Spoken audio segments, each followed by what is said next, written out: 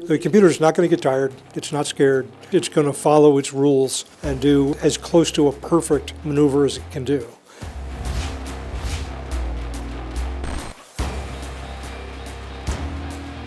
그러니까 우리나라 AI 능력이 아주 떨어지거나 이러진 않습니다. 근데 무기체계 하는 부분에 대해서는 전투기 조종사의 역할을 누군가는 대신을 해줘야 되는데 그 대신을 해주는 존재가 AI 파일럿이 돼야 됩니다.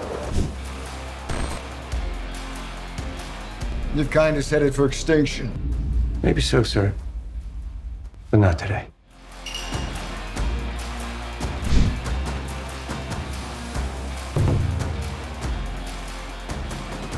뭐 경고음이 계속 들려요. 야야야야, 저 계속 차오는데요?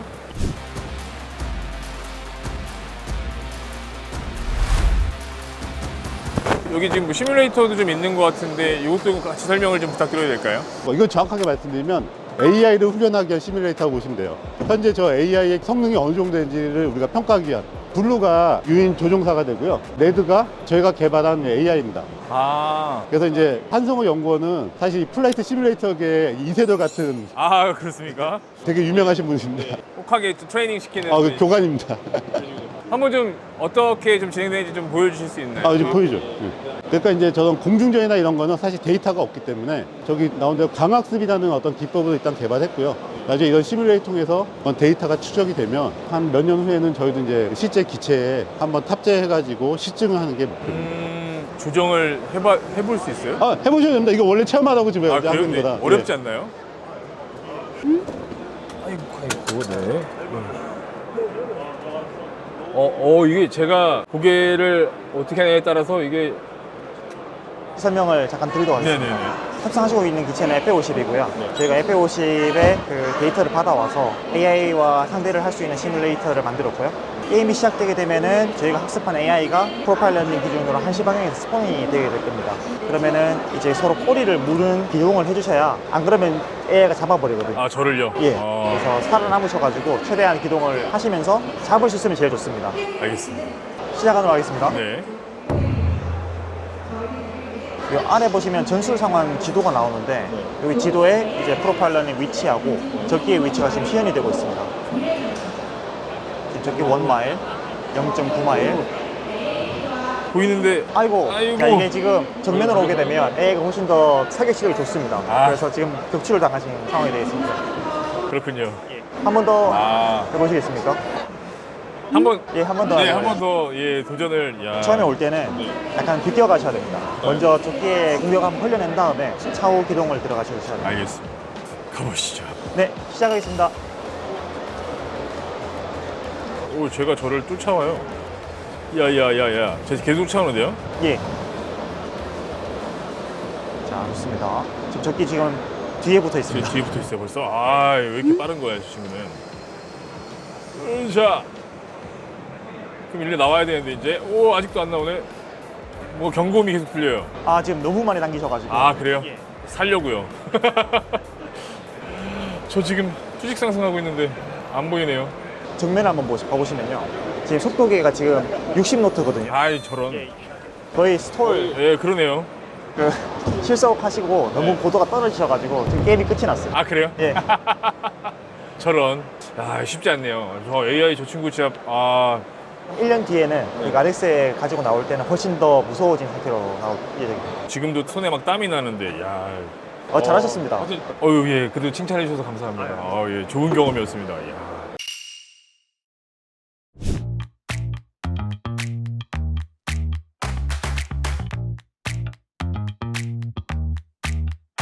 몇 년 전에 미국에서 F-16을 가지고 그렇게 시도했던 경우. 예, 그거하고 유사한 기술이라고 보시면 됩니다. 그렇군요. 예. 그런 기술이 이제 카이에서 독자적으로 또 개발을 하고 독자적으로 이제 개발 중에 있습니다. 지금 요 장표에서 보시는 거는 일단 전투는 아니고 일단 비행에 대한 AI 파일럿입니다. 그래서 어느 지점까지 비행을 하고 중간에 어떤 장애물이 있으면 스스로 좀 회피하는 거를 갖다 이제 실증을 하고 있고요. 자, 24년도에는 저희가 이런 상용 드론에다가 이제 AI를 탑재해서 실제 이제 비행을 했습니다. 그래서 어떤 장애물이 있으면 그걸 회피하고 어느 지점까지 가는 거를 이제 확인했고요. 네. 요게 저희가 지금 개발 중인 다목적 무인기 AAP의 축소기입니다. 내년 상반기에 여기 AI를 탑재해서 실증할 계획에 있습니다. 그렇군요. 가장 큰 차이는 얘는 저속이고 얘는 이제 한 200km 이상 나오는 고속입니다. 그러니까 저게 또 AI를 탑재해서 비행한다는 의미는 군의 전력화까지도 좀 더 한 발 갈 수 있다는 의미고요. 최종 목표는 26년도에 개발 중인 다목적 무인기에 직접 탑재돼서 시승하는 게 이제 목표입니다. 아, 이 개발 속도가 상당히 빠르다라는 느낌이 있습니다. 빠릅니다. 네. 이런 AI와 관련된 어떤 소프트웨어라든지 아니면 전체적으로 이제 무기체계 적용하는 과정에 있어서 가장 선진국이라고 할 수 있는 미국과의 기술 격차는 지금 어느 정도로 보시나요? 그러니까 우리나라 AI 능력이 아주 떨어지거나 이러진 않습니다. 근데 무기체계 하는 부분에 대해서는 아직은 좀 더 많은 스타트업이나 기업들이 좀 더 들어와야 될 것 같고요. 그리고 이제 전 세계적으로 보면 이런 전투라는 AI를 개발하는 국가가 그렇게 많진 않아요. 네. 미국은 이미 좀 앞서가고 있고, 그러니까 미국 중국의 싸움인데 이제 유럽도 이제 시작을 하고 있고, 특히나 이제 일본도 이제 여기에 많은 투자를 하고 있기 때문에 우리도 빨리 이제 서둘러서 이제 쫓아가야 됩니다. 팀장님이 가지고 계시는 자체 목표치가 좀 있을 것 같습니다. 언제까지는 뭘 어떻게 하고 이런- 목표치는요. 자, 우리가 어떤 무인 전투기라든가 이런 거에 하는 AI를 개발하려면 굉장히 많은 시간과 투자가 필요하거든요. 예. 근데 저희가 제안하는 그런 다목적 무인 같은 경우에 어떤 소모성 임무, 어디 가서 자포간다든가 기만하는 그런 임무를 하는 AI는 굳이 앞으로 뭐 10년 이렇게 기다릴 필요 없이 한 2, 3년 안에 전력화를 해야 되지 않겠냐라는 생각을 하고 있고요. 그래서 저희가 지금 실증하고 있는 저런 어느 목표점까지 비행을 한다든가 장애물 회피하는 기술, 그 다음에 또 내부적으로는 북한의 어떤 미사일 발사대를 갖다 인지할 수 있는 그런 인지 AI도 지금 개발을 하고 있거든요. 그러니까 이런 것들이 결합이 되면 한 2, 3년 안에는 북이든 어디든 그런 목표를 갖다가 식별해서 스스로 타격할 수 있는 무기 체계는 나오지 않을까 그런 이렇게 공중 생각합니다. 전투 체계에는 2, 3년 내에 구성이 가능하다. 그렇죠. 그러니까 소모성 임무에 대한 것들, 약간 제한된 임무를 할 수 있는 것을 전력하는 게 일단 목표고요. 물론 이제 나중에 가서는 무인 전투기라든가 저 유무인복합의 완성, 거기에는 진짜 AI가 반드시 필요하거든요. 그런 거는 좀 멀리지만 그렇다고 해서 그 멀리만 보고 갈 수는 없고 그렇죠. 가까이 뭔가 전력화를 하고 또 그걸 바탕으로 올라가는 게 필요하거든요. 예, 제한된 무기 체계라도 빨리 전력화를 시키는 게 일단 목표입니다. 진화적 개발을 이미 실천하고 계시는군요. 예, 해야죠. 알겠습니다. 오늘 설명 잘 들었습니다. 예, 감사합니다. 감사합니다. 네. 사실 멀리서도 딱 볼 수 있게 차세대 공중 전투 체계 이렇게 지금 홍보를 하고 계세요. 어떤 컨셉으로 이렇게 지금 전시를 하신 건가요? 우리가 앞으로 접하게 되는 이런 전장의 환경이 완벽하게 바뀌고 있습니다. 이스라엘하고 이란 사이에 탄도미사일 관련된 교전을 보셔서도 아시겠지만 200발 가까운 미사일들이 발사가 됐었지만 생각보다 굉장히 많은 미사일들을 이스라엘이 굉장히 성공적으로 격추를 한 건 사실이고, 그런 것들을 생각하면 우리가 개발하고 있는 KF-21을 비롯해서 헬기들이 굉장히 고위협의 지대공 방공무기 체계 위협에 노출이 될 거다. 5세대 전투기 위협들에도 노출이 될 거다. 그렇다면 그 고위협 환경 속에서 어떻게 생존을 할 것인가에 대한 답이 저희가 개발하고 있는 락스 체계라고 할 수 있습니다. 그렇군요. 저희의 체계 구성은 KF-21이 이제 더 이상 단독 임무를 수행하는 전투기가 아니라 미션 커맨더 역할을 하는 걸로 체계 구성이 되어 있습니다. 굉장히 값비싼 고성능의 항공기를 대신해서 조금 더 고위협 지역에서 활동하기 좋은, 하지만 조금 더 경제적인 형태의 무인 전투기를 UCAV이라는 모델을 저희가 개발을 하고 있고요. 설계를 지금 계속 진행을 하고 있는 상황이고, 그리고 이 AAP라는 모델은 다목적 무인기로서 페이로드를 변경을 해서 필요한 임무들에 활용을 할 수가 있습니다. 그렇게 하면은 상대의 지대공 미사일을 대신 맞아주면서 그 위협을 흡수를 하기도 하고요. 이 친구들이 들어가면서 주요 위협의 체계들의 핵심 노드들을 파악을 할 수 있습니다. 더불어서 전자전을 통해서 상대의 방공망의 효과도를 떨어뜨리는 것들도 가능하고요. 그런 컨셉으로 준비를 하고 있는 기체이고, 이 기체들을 점점점 소형화해 나갈수록 전투기 조종사의 역할을 누군가는 대신을 해줘야 되는데, 그 대신을 해주는 존재가 AI 파일럿이 돼야 됩니다.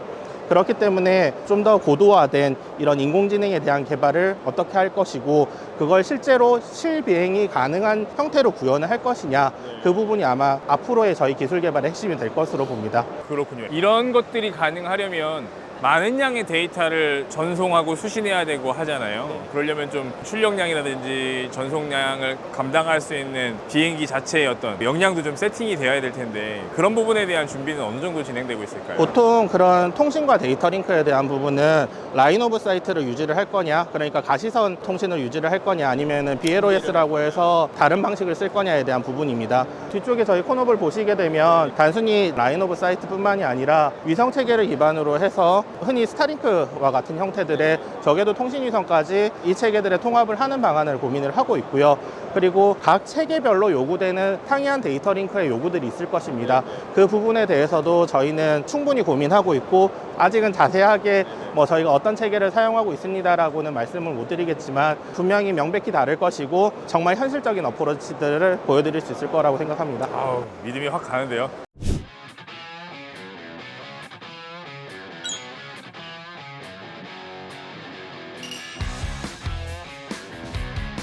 지금 저희가 두 가지 컨셉의 한국형 차세대 고속 기동 헬기 모형이 전시가 되어 있어요. 네, 어떤 건지 좀 설명을 좀 부탁드리겠습니다. 간단하게 이제 형상에 대해서 설명을 드리면, 좌측에 있는 모델은 틸트로타라고 합니다.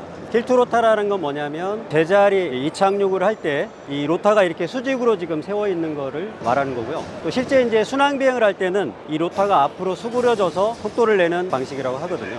이 모델 같은 경우는 저희 회사가 자체 투자해서 형상 설계부터 축소용 모델까지 제작을 했고요. 이거에 대한 지금 성능을 입증하는 단계에 지금 도달해 있습니다. 아, 그래요.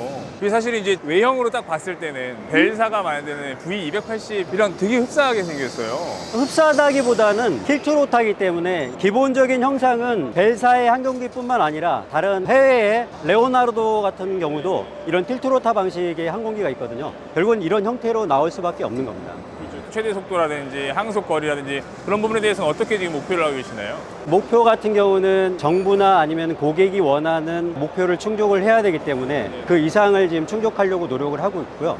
예를 들면 미국 같은 경우는 22년도에 육군의 차세대 기동 헬기로 아시겠지만 V280을 설정을 했고, 거기에서는 순항 속도가 250나트, 최고 속도는 280나트 정도로 충족을 하고 있어요. 저희 같은 경우도 그 정도의 요구 성능을 충족하기 위해서 현재 지금 개발 중에 있습니다. 그렇군요. 사실은 이제 뭐 가장 핵심적인 기술은 말씀하신 틸트 로터에 있을 텐데요. 그 기술을 지금 카이가 어떻게 확보를 하려고 하시는 건가요? 기본적으로 틸트로타의 기술은 여기에 장착되는 메인 기어박스에 있습니다. 메인 기어박스는 잠깐 보시면 이 기어박스가 여기 틸트로타 밑에에 들어가 있다고 보시면 돼요.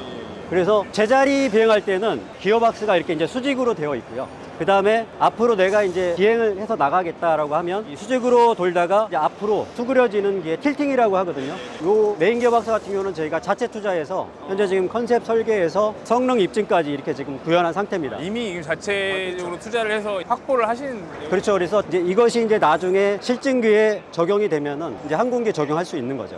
네, 그렇군요. 자, 그러면 또 다른 이제 동축 반전 한번 보실까요? 이제 전면에 보시는 항공기는 동축 반전이라고 하고 영어로는 이제 코엑시엘이라고 저희가 표현을 하거든요.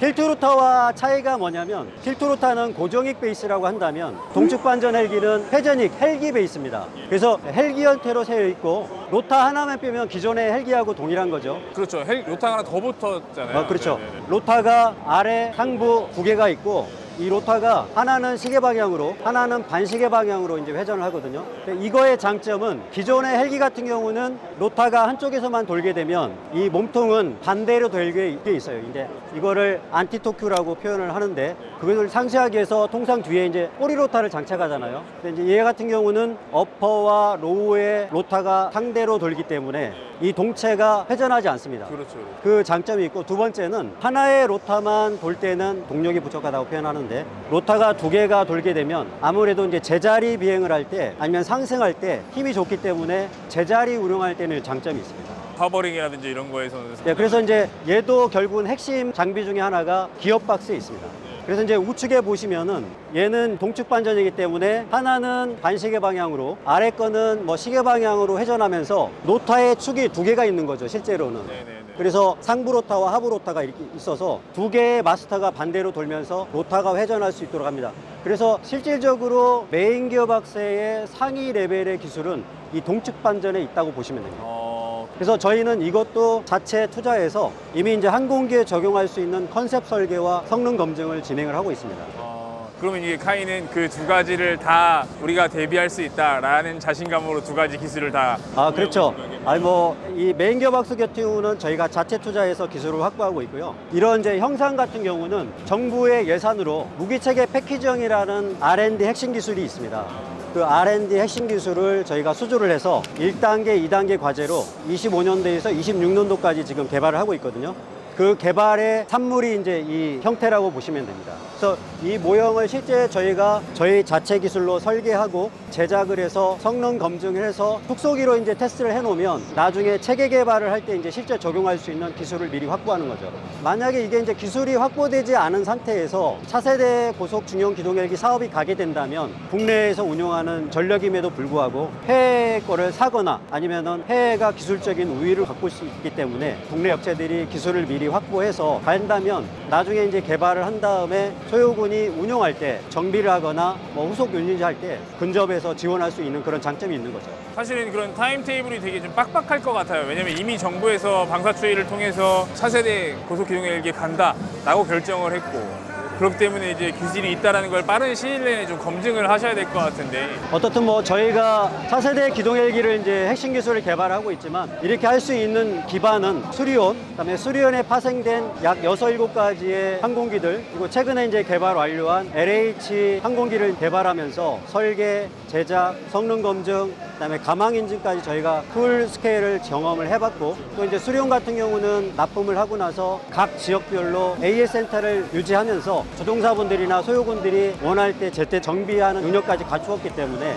차세대 기동헬기를 축소형으로 이제 개발할 수 있는 어떤 단계까지 도달한 것 같습니다. 알겠습니다. 오늘 설명 잘 들었습니다. 고맙습니다. 네, 감사합니다.